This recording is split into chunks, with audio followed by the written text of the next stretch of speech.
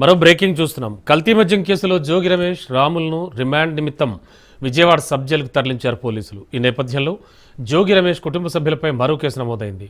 వైద్య పరీక్షల కోసం ఆసుపత్రికి తరలించే సమయంలో పోలీసులు, కుటుంబ సభ్యుల మధ్య వాగ్వాదం చోటు చేసుకుంది.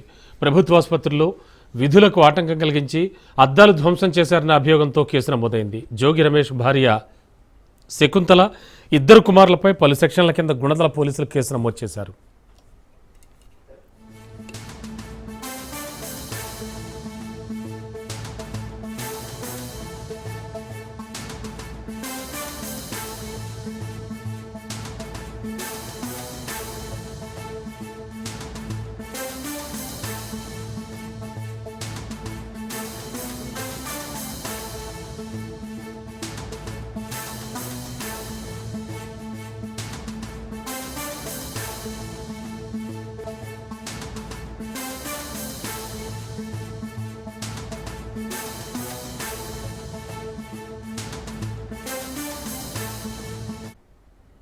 కల్తీ మద్యం కేసులో జోగి రమేష్, రాములను రిమాండ్ నిమిత్తం విజయవాడ సబ్ జైలుకు తరలించారు పోలీసులు. అయితే జోగి రమేష్ కుటుంబ సభ్యులపై మరో కేసు నమోదైంది. వైద్య పరీక్షల కోసం ఆసుపత్రికి తరలించే సమయంలో పోలీసులు, కుటుంబ సభ్యుల మధ్య వాగ్వాదం చోటు చేసుకుంది.